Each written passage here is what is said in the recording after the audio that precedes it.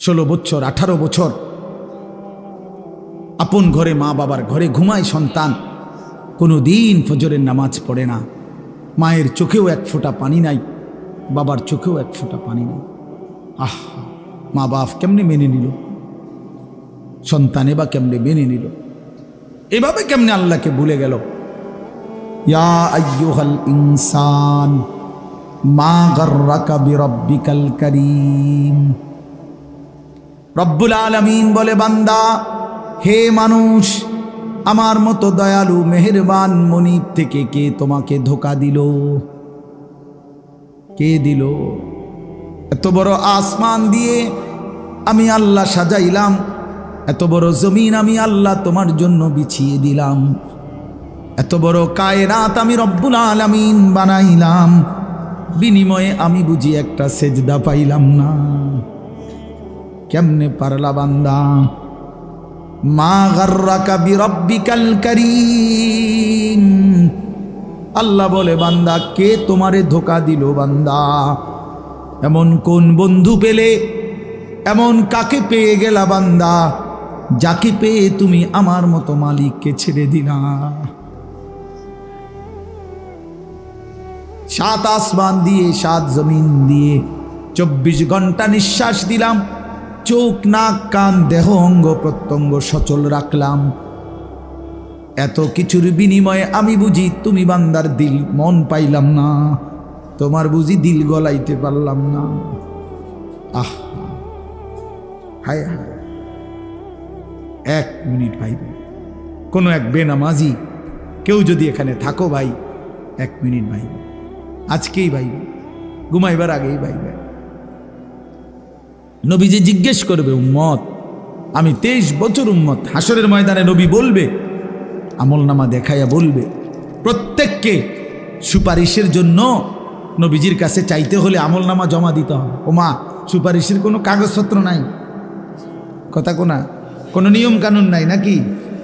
হ্যাঁ, কোনো ফাইল জমা দিতে হবে না তো নবীজি তো দেখবে, নবীজির সামনে তো আপনাকে বলতে হবে, ইয়া রাসূলুল্লাহ, এই যে আনিসুর রহমান আশরাফি, এইটা আমার ফাইল, আপনি দেখেন, আমার জন্য একটু সুপারিশ করেন আল্লাহর কাছে। আল্লাহর নবী দেখবে 30 বছর সুদের ব্যবসা, 60 বছর বয়স, 60 বছর পর্যন্ত বিড়ি সিগারেট খাইয়া গেছে। 30 বছর 60 বছর বয়স, কোনোদিন গালি ছাড়া কথা বলে নাই। ছেলেটা বেনামাজি, মেয়েটা বেপর্দা, স্ত্রী বেপর্দা। মৃত্যু পর্যন্ত আমার উম্মতের ঘরে প্রতিদিন রঙিন টেলিভিশনে নাচ গান নর্তকীর ছবি চলছে। তার ছেলে মেয়ে নাতি নাতনি বসে নাচ গান নাটক সিনেমা দেখে গেছে, কোনোদিন গালি ছাড়া কথা বলে না। হালাল রোজগার বলতে কিছু নাই। ফজরের নামাজ 1000 পৃষ্ঠা উল্টাইও, ফজরের নামাজ বলতে কিছু নাই। আল্লাহর কসম, আমরা উর্দু কিতাবে পড়ছি, নবীজি চোখের পানি ফেলে দিবে, নবী কাঁদবে, আল্লাহর নবী কাঁদবে, বলবে, উম্মত আমি সেই নবী যে 23 বছর তোদের জন্য কেঁদেছিলাম, আমি সেই নবী যে পেটে ক্ষুধার কষ্টে 2টা পাথর বাঁধছিলাম, আমি সেই নবী তায়েফের রক্তে যে সমস্ত শরীর রক্তাক্ত করেছিলাম, উহুদের দান শহীদ করা রক্ত নিয়ে ময়দানে পড়েছিলাম বেহুশ হয়ে, আমার এত রক্ত, আমার এত চোখের পানি, আমার এত ক্ষুধার কষ্টের বিনিময়ে উম্মত এই আমলনামা, তুমি আমারে এত বড় বেইজ্জতি কেমনে করলে? আমি কেমনে আমার আল্লাহর সামনে এটা দেখাবো যে আয় মাওলা, এটা শ্রেষ্ঠ নবীর শ্রেষ্ঠ উম্মতের আমলনামা?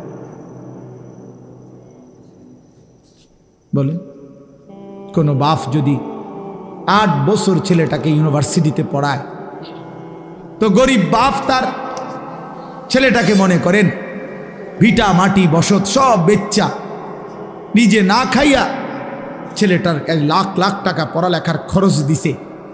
8 বছর পরে 6 বছর পরে বাপ রেজাল্ট সার্টিফিকেট দেখতেছে যে ফেল, ওই বাপ কি পরিমাণ কাঁদবে? ওই বাপ কি পরিমাণ কাঁদবে?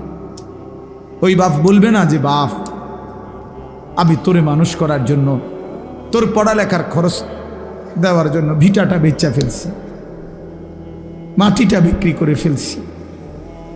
আমি জীবনে কোনো সুখের নাগাল পাই নাই। এই বছরও ভাই, এই গত হজ্জেও এক জিদ্দা থাকে এক প্রবাসী ভাই, আমি তো হজ উমরার সফরে গেলে প্রবাসীদের রুমে রুমে যাই, কইতে হুজুর আমি আজ 32 বছর সৌদি আরব জিদ্দায় পড়ে আছি, কেউ 18 বছর, কেউ 16 বছর। জীবনের এই সুখের সময়টা যারা কাটাইছে বিদেশের জমিনে, যৌবনের পুরাটা টাইম শেষ করে দিছে বাপ, বিনিময়ে সেই বাপ যখন দেখে তার ছেলেটা ফেল, তখন সে বলবে, বাপ তুই আমার এটা কি দেখাইলি, তুই আমার এতগুলো টাকা, তুই আমার এত বড় বেইজ্জতি কেমনে করলি বাপ, এটা বলবে না? তো নবী সাল্লাল্লাহু আলাইহি সাল্লামও বলবে, খোদার কসম নবীজিও বলবে, আল্লাহর কসম নবীও বলবে যে উম্মত তুমি আমার এত বড় বেইজ্জতি কেমনে করলা। এই জন্য দয়া করে আমি অনুরোধ করছি প্রত্যেকে মেহেরবানি করে একটু জমে কাছাকাছি হয়ে বসলে আপনি বরকত পাবেন। ফাঁকা জায়গা পূরণ করে বসে কথাটা গুরুত্ব দিয়ে শুনেন।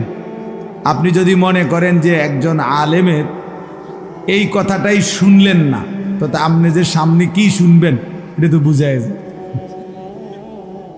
কথা বুঝছেন না।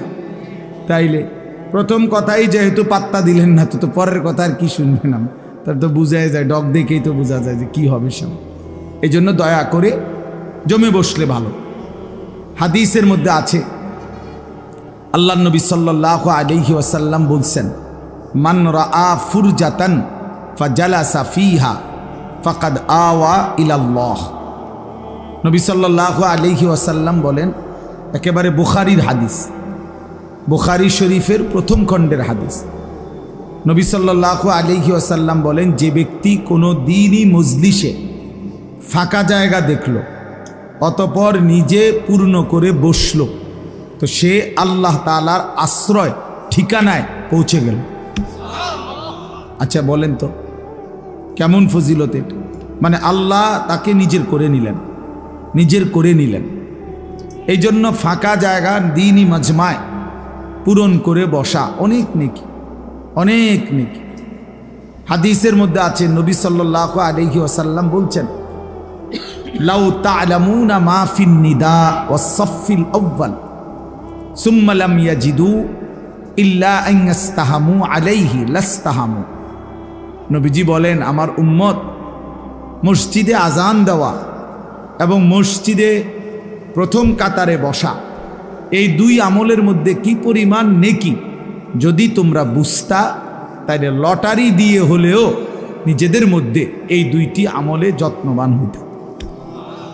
অর্থাৎ আজানের টাইম হয়েছে, তো 10 জন দাঁড়ায় গেছে, দাঁড়ায় আছে মাইকের সামনে, আমি আজান দেব, আমি আজান দেব ফি সাবিলিল্লাহ। তখন লটারি দিয়ে ঠিক করতে হইতো যে কে দিবে এখনকার আজান। মসজিদের প্রথম কাতারে বসতে পারে 30 জন, একসাথে ঢুকছে 50 জন, আমরা সবাই বসতে চাই, তাইলে লটারি দিয়ে ঠিক করতে হতো যে প্রথম কাতারে কে বসবে। তার মানে সামনে বসার এটা নিকি, অনেক নিকি, অনেক নিকি।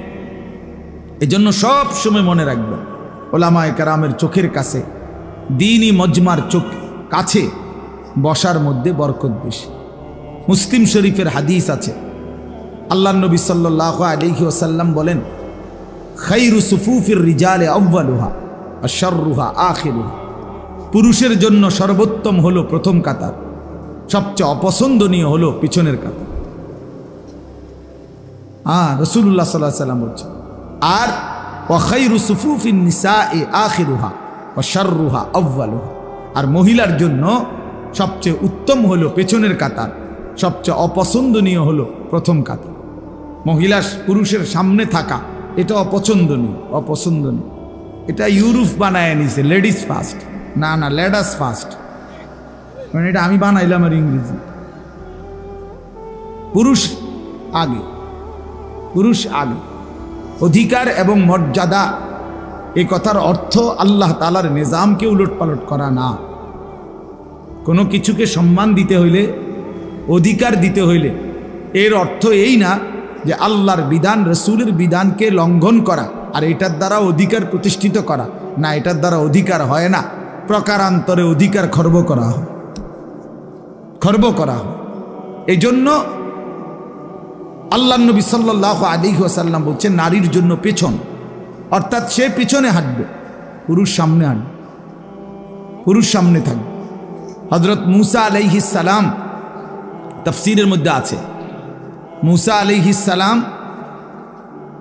যখন মিশর থেকে চলে গেছিলেন ফেরাউনের বাহিনীর ভয়ে, ছোটবেলায়, ছোট না মানে কিশোর বয়স বা যুবক বয়স এই সময়, তখন পার্শ্ববর্তী যেই দেশে গেছিলেন ওই দেশের নাম হলো মাদায়েন। তো সেখানে দুই বোন বকরিকে পানি পান করাইবার জন্য কূপের কাছে আসছিল, কিন্তু পুরুষদের বীরের কারণে তারা আগাইতে পারতেছিল না। তখন মূসা আলাইহিস সালাম ওই দুই বোনের বকরিগুলো তিনি নিজে কূপের থেকে পানি উঠাইয়া পানি পান করাই দিছিলেন। তো এগুলো নিয়ে যখন ওই দুই মেয়ে ঘরে ফিরছে, তখন তাদের বাবা, এই দুই বোনের বাপ যিনি ছিলেন তিনি নবী ছিলেন, হযরত শুআইব আলাইহিস সালাম, তিনি পুরা ঘটনা শুইনা একটা মেয়েকে পাঠাইছে যে তুমি গিয়া ওই যুবক ছেলেটাকে ডেকে নিয়ে আসো, সে যে আমাদের বকরিকে পানি পান করায় দিল এর জন্য কিছু পারিশ্রমিক দিতে হবে। তখন এই একজন মেয়ে আবার আয়েশা মূসা নবীর কাছে আসছে, আয়েশা ডাকছে যে আমাদের বাবা আপনাকে ডাকতেছেন, আপনাকে আপনার পারিশ্রমিক দিবে, আপনি আমাদের বাড়িতে চলেন। এ তখন তাফসীরে স্পষ্ট আছে মূসা আলাইহিস সালাম ওই মেয়েকে বললেন যে বাড়িতে তো যাবে ঠিক আছে, কিন্তু মূলত যে রাস্তা দেখায় সে তো সামনেই থাকে, কিন্তু এখানে যেহেতু এটা মেয়ে, এই জন্য মূসা নবী স্পষ্ট বললেন তুমি পিছনে থাকো, আমি সামনে হাঁটবো, তবে পিছন থেকে তুমি ডান বাম বলবে। কথা বুঝছেন কি না বল? ডান বাম তো সেই বলতে হবে, নাহলে উনি তো আর চেনে না, কিন্তু তুমি পিছন থেকে বলবা, সামনের থেকে না। এই জন্য এটা জরুরি বিষয়। যাই হোক, তাহলে বলার উদ্দেশ্য হলো অনেক মানুষের বদভ্যাস মসজিদে জুমার দিন অথবা অন্য সময়ও আসছে মসজিদে আগেই বারান্দাত বসে থাকে, ও মসজিদের কোনার খুঁটির সাথে বসে থাকে, বাউন্ডারি ওয়ালের মধ্যে হেলান দিয়া দুই পাও আলগি দিয়া এ বসে বসে জিমা। আশ্চর্য কথা, আপনি আসলেন আগে, তা পিছনে পড়ে রইলেন কেন? পিছনে পড়ে রইলেন কেন? এই জন্য সব সময় আল্লাহর ঘর মসজিদে যতটা সম্ভব প্রথম কাতারে, যতটা সম্ভব সামনে বসার চেষ্টা করবেন, বলেন ইনশাআল্লাহ। আল্লাহ তাআলা আমাদেরকে তৌফিক দান করেন। বলতেছিলাম আমি যেই কথাটা, যে কম দেখা যাক এতে কোনো আপত্তি নাই। কেন বললাম? কোরআনুল কারীমের মধ্যে আছে, আল্লাহ তাআলা বলছেন কালিলাম মা তাশকুরুন। কোরআনে আল্লাহ বলেন আমার শুকর আদায় করে, কৃতজ্ঞতা আমি আল্লাহর আদায় করে এমন বান্দা কম। কালিল ওয়া কালিলুম মিন ইবাদিয়াশ শাকুর, আল্লাহ বলেন আমার কৃতজ্ঞ বান্দা পরিমাণে কম। কালিলাম মা তাযাক্কারুন, আমি আল্লাহর কথা থেকে উপদেশ গ্রহণ করে কম। কালিল, কম। কোরআন শরীফের বহু আয়াত আছে এমন, আল্লাহ তাআলা বলছেন ইন ইয়াকুম মিনকুম 20 সাবিরুনা ইয়াগলিবু মিআতাই, তোমরা যদি ঈমানদার আল্লাহর প্রতি পূর্ণ বিশ্বাসী হয়ে থাকো 20 জন, তাহলে তোমরা বিজয় লাভ করবে 200 জন নাফরমান বেঈমানের উপরে। তাইলে ঈমানদারের পরিমাণ হবে কত? বেশি না কম? কম। এই যে 20 জন কইল, কিন্তু বিজয় লাভ করবে 200 বেঈমানের উপর, 200 নাফরমানের উপর।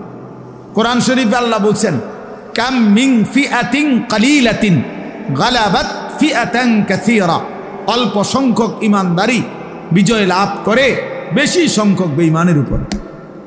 এজন্য দোস্ত, এজন্য বাপ, এটা ভাবা উচিত। সংখ্যা নিয়ে কোনো বিষয় না। সফলতা কিংবা ব্যর্থতার জন্য, কোরআন সুন্নাহর দৃষ্টিতে সফলতা বা ব্যর্থতার জন্য সংখ্যা কোনো বিষয় নয়। 10,000 মানুষের সামনে কেউ যদি ওয়াজ করে তাইলে তিনি সফল, 10 জনের সামনে বললে তিনি ব্যর্থ, এই কথা কোরআন সুন্নায় নাই। বুঝছেন নি আমার কথা? এই কথা নাই। 10 লক্ষ মানুষ চিনলে উনি সফল, আর মানুষ না চিনলে উনি ব্যর্থ, এ কথা কোরআন সুন্নাতে নাই। সফলতা কিংবা ব্যর্থতার জন্য সবাই চিনতে হবে এটা জরুরি না। আমি উদাহরণ দেই তাহলে বুঝবেন। কোরআন শরীফে মোট 25 জন নবী এবং রাসূলের নাম আছে। 25 জন। কয়জন? তাহলে মোট নবী রাসূল কি 25 জন? আপনারা শুনেন নাই কখনো যে নবী রাসূল কয়জন? 1,24,000, কিংবা আরেকটা বর্ণনা হলো 2,24,000। তাহলে 1,24,000 নবী এবং রাসূল, 2,24,000 নবী এবং রাসূল, অথবা তাহলে কোরআন শরীফে নাম উল্লেখ করা হয়েছে মাত্র 25 জনের। তো বাকিদের নাম পৃথিবীর কেউ জানে না, কোরআনে নাই। অন্যান্য কিতাবাদি খুঁজলে আরো কিছু নবী রাসূলের নাম পাওয়া যাবে, তো নয়তো আরো 100। তো ধরে নিলাম, মনে করেন 100 জন নবী রাসূলের নাম পাইলাম খুঁজা, তাহলে বাকি যে নবী রাসূলদের নাম কেউ জানে না পৃথিবীতে, কোনো কিতাবে নাই, তাহলে ওনারা ব্যর্থ।